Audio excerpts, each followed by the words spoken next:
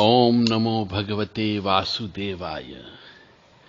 ओम नमो भगवते वासुदेवाय। ओम नमो भगवते वासुदेवाय।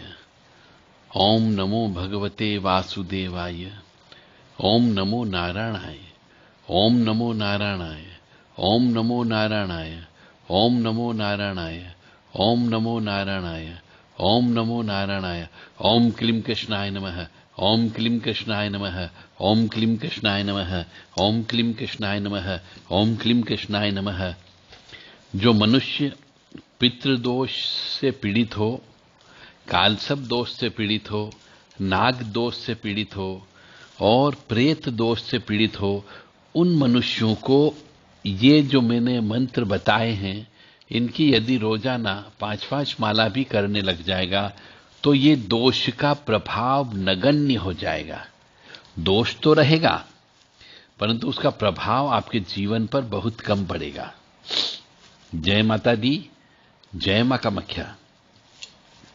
श्रीमद् भागवत कथा पुराण में 3 अधिकारी वक्ता हैं और श्रोताओं की कथा है।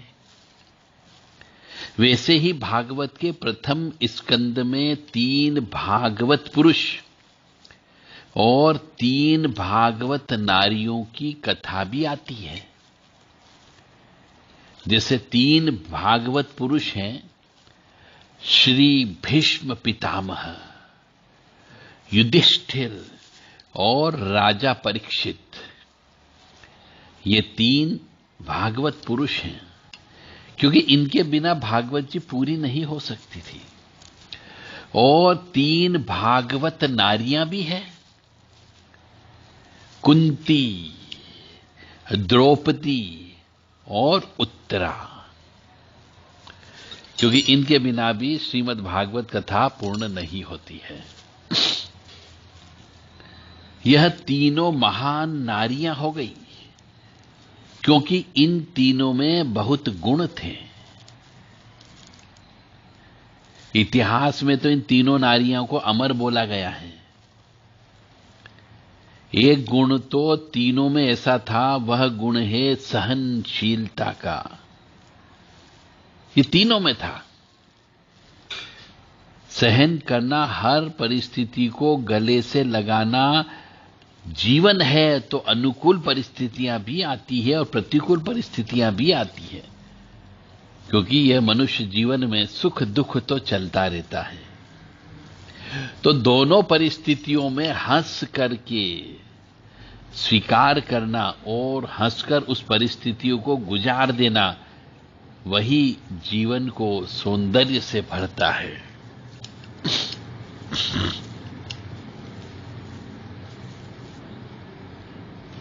ऐसे तो हमारे शास्त्रों में जीवन को तंबू की संज्ञा दी गई है।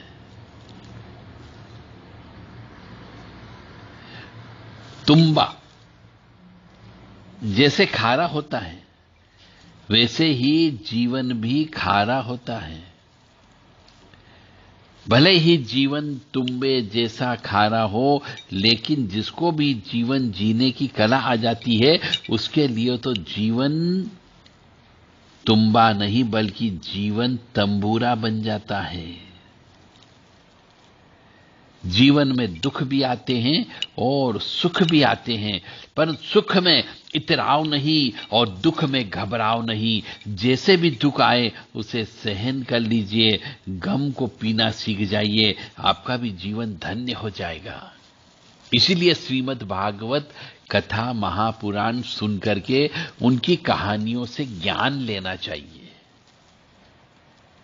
परंतु हमारे यहाँ के तथाकथित संत, कथावाचक, व्यास गद्दी पर बैठने वाले कम अनुभवी व्यक्ति कहानी तो बता देते हैं, परंतु उस कहानी का मर्म नहीं बताते हैं कि मनुष्य को इस कहानी से क्या सीख लेना चाहिए। पूरी 7 दिन की श्रीमद् भागवत महापुराण हो जाती है, परंतु वो उनसे पूछा जाए कि आपने इन 7 दिन में क्या सीखा,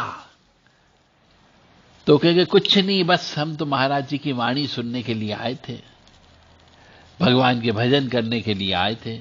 उन्हें श्रीमद् भागवत कथा महापुराण से कुछ भी मतलब नहीं होता है, कुछ भी नहीं सीखते हैं। तो आजकल जो प्रवचन हो रहे हैं श्रीमद् भागवत कथा महापुराण के, उसमें सिर्फ 15 मिनट के भजन होते हैं, तो 15 मिनट नाचने में लग जाते हैं, फिर 15 मिनट के प्रवचन होते हैं, तो फिर 15 मिनट फिर नाचने में लग जाते हैं। ऐसे तो प्रवचन हो रहे हैं। तो मेरा आपसे विनम्र निवेदन है कि आप कोई भी कथा सुने, कोई भी कहानी सुने, तो पहले उसके मर्म पर जाइए कि वास्तव में हमें इस कथा से, इस कहानी से क्या सीख लेनी है। तो श्रीमद् भागवत महापुराण से आपको यह सीखना है कि सहनशीलता आप में उत्पन्न करना है। जितनी ज्यादा आप सहनशीलता अपने आप में उत्पन्न कर पाओगे, उतने आप सुखी रह पाओगे। कम खाओ और गम खाओ, ऐसा हमारे यहां कहा गया, कहावतें है ये, कि कम खाओ और गम को भी खाओ। गम यानी दुख, कष्ट, परेशानी, यानी कि तन से और मन से स्वस्थ रहोगे। खाना भी लिमिट से खाना चाहिए। कुछ लोग इतना खाते हैं कि मत पूछो। कई लोगों को तो अपने जीवन की परवाह ही नहीं होती है। उन्हें यह भी मालूम नहीं होता कि उनका जीवन जीने के लिए खाना है या खाने के लिए जीना है। कई जगह हम देखते हैं कि जहां लंगर लगता है, तो ऐसे ऐसे पेटुकड़े लोग जमीन पे बैठ जाते हैं कि एक एक घंटे तक खाते रहते हैं। अरे भैया, खाने की भी कोई सीमा होती है। 20-20 रोटियां खा जाते हैं। मतलब पानी के लिए भी जगह नहीं छोड़ती पेट में, और कोई तो सांस लेने की भी जगह नहीं छोड़ता है, क्योंकि फ्री का मिला हुआ है। फोकट का चंदन घस भाई नंदन, एक ये भी कहावत है। फोकट का चंदन घिस भाई नंदन, यानी आज खाने दो, फोकट में मिल रहा है, पता नहीं कब मिलेगा। लेकिन यहां पे श्रीमद् भागवत कथा कहती है कि कम खाओ और गम खाओ, तब तन से और मन से स्वस्थ रहोगे। तो ये जो 3 नारियों का मैंने वर्णन बताया आपको, 3 नारियों के मैंने नाम बताए हैं आपको, कि एक तो कुंती, द्रौपदी और उत्तरा जी। बिना कुंती के भागवत कथा पुराण लिखी नहीं जा सकती थी, क्योंकि उन्हीं ने ही तो 5 पांडवों को जन्म दिया था। और बिना द्रौपदी के युद्ध ही नहीं होता। और उत्तरा जी की तो बात ही कुछ और है। तो ये 3 नारियां जो है, ये तीनों नारियों ने गम खाना सीख लिया, तो ये महान बन गई। इसी प्रकार भागवत के प्रथम स्कंद में 3 अधिकार वक्ता और श्रोता की कथा आई है, और भागवत पुरुष और भागवत नारियों की भी कथा आई है।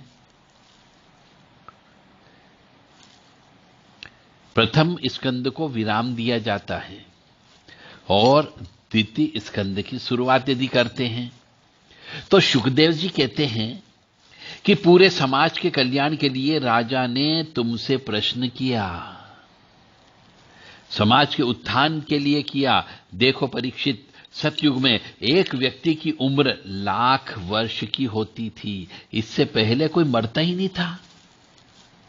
सतयुग के बाद त्रेता युग में आया तो व्यक्ति की उम्र कम हो गई, 10,000 वर्ष हो गई।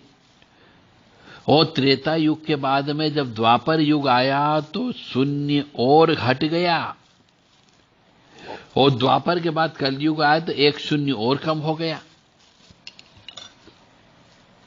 और कलयुग में लोगों की उम्र रह गई केवल 100 वर्ष। हम आजकल देखते हैं कलयुग में कि 3 वर्ष की उम्र में बच्चों के चश्मे लग जाते हैं, बीपी हो जाता है, भयंकर शुगर हो जाती है, और 16 वर्ष की आयु में बाल सफेद हो जाते हैं। यह कलयुग नहीं है तो और क्या है? 30 वर्ष की उम्र का युवा जवान लड़का शुगर से परेशान हो जाता है, 35 वर्ष का व्यक्ति हार्ट पेशेंट हो जाता है। यह कलयुग नहीं है तो क्या है? तो सुखदेव जी कहते हैं कि वेदों की ओर कलयुग में व्यक्ति की उम्र 100 वर्ष निर्धारित की गई, तो कलयुग में एक व्यक्ति को कम से कम 100 वर्ष जीना चाहिए, लेकिन 100 वर्ष का आदमी आपको लाखों में एक मिलता है आज की तारीख में। 100 वर्ष में से 50 वर्ष तो हमारे सोते सोते निकल जाते हैं। 12 घंटे का दिन और 12 घंटे की रात्रि मिलाकर 24 घंटे को तो ही हम एक दिन कहते हैं। तो 24 घंटे में 12 घंटे हमने सोने में बिता दिए, तो 100 वर्ष में 50 वर्ष तो निकल गए। अब 50 वर्ष में 25 वर्ष स्त्री के संग रमण करने में लगा दिए, धन कमाने में लगा दिए, इष्ट मित्रों में, बच्चों में, आदि में निकल गए। अब बुढ़ापे में क्या भजन करोगे? बेटा, पोत्र, पुत्री, पोती, इनको खिलाने में लग जाते हैं। तो परीक्षित जी कहते हैं कि मन को गोविंद के चरणों में लगाऊं कैसे?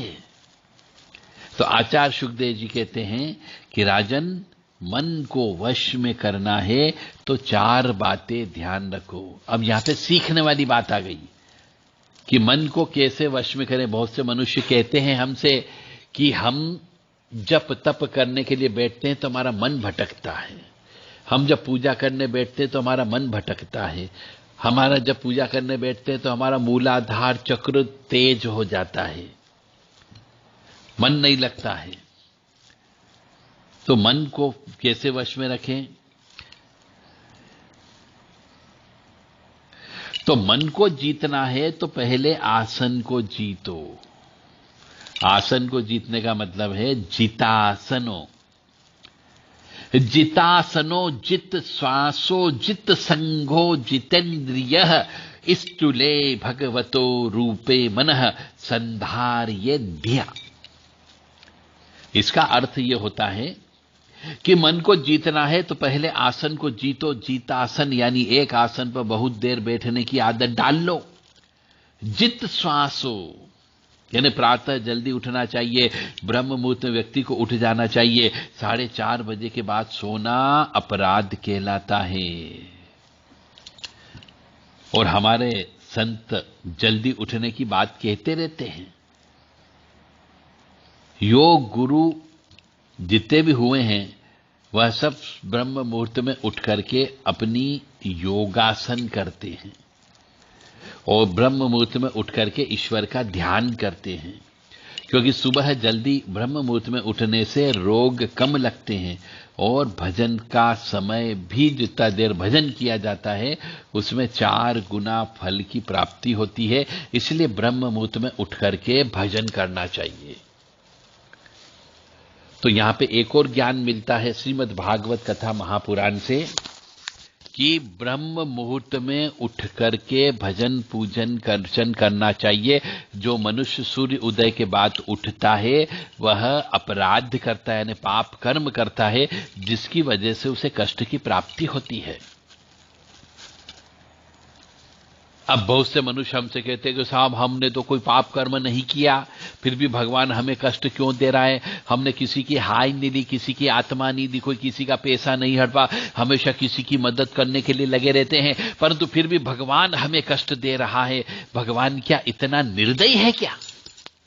ईश्वर के ऊपर उंगली उठाते हैं, परंतु ईश्वर ने कहा कि तुमको जब हमने पैदा कर दिया तो पैदा करते से ही हमने तुमको एक किताब दी, रामायण जी दी, गीता जी दी, भागवत जी, वेद दिए, पुराण दिए, और ये मनुष्य शरीर को चलाने के रूल्स रेगुलेशन हमने बनाए हैं। आपने उस रूल्स रेगुलेशन का फॉलो नहीं किया और पड़े पड़े 8 बजे के बाद उठते हो, सूर्य उदय होने के बाद उठते हो, तो हम कष्ट तो देंगे ही देंगे, क्योंकि आप पाप कर्म कर रहे हो, आप अपराध कर रहे हो। तो इसी वजह से लाइलाज बीमारियां लग जाती है। तो सुबह जल्दी उठना चाहिए, भजन पूजन करना चाहिए, ताकि आप निरोगी शरीर आपका रहे। सुबह जल्दी उठ के स्नान करो। देखो, स्नान भी 3 प्रकार के होते हैं। ऋषि स्नान होता है, मनुष्य स्नान होता है, और राक्षसी स्नान होता है। जो सुबह 4:30 बजे तक स्नान कर लेते हैं वो ऋषि स्नान कहलाते हैं। जो सूर्योदय के 10 मिनट पहले तक जो स्नान कर लेता है वो मनुष्य स्नान कहलाता है। और जो सूर्य उदय होने के बाद दिन के 12 बजे तक स्नान करता है उसे राक्षसी स्नान कहते हैं। अब आप खुद लगाओ, आप कौन सा स्नान करते हो। अब आप अपने आप का अवलोकन करो, अपनी अंतरात्मा में झांक करके देखो कि आप कितना अपराध कर रहे हो, आप कहां हो। कम से कम भगवान ने हमको मनुष्य बनाया है, तो मनुष्य स्नान तो आप कर लिया करो। तो सुखदेव जी कहते हैं कि प्रातः जल्दी उठकर स्नान करो। स्नान करने के पश्चात प्राणायाम करना चाहिए। यानी प्राणायाम करने से ब्रह्मरंध्र की शुद्धि होती, मानसिक चिंता मिट जाती, शरीर स्वस्थ रहता है, स्मरण शक्ति अधिक रहती। प्राणायाम करने से मन को जीतने का प्रयास होता है। अब तो जानो कि प्राणायाम क्या होता है। परंतु आजकल हम देखते हैं कलयुग में वो तब सोकर के उठते हैं जब सूर्य की किरणें सिर पर आ जाती है।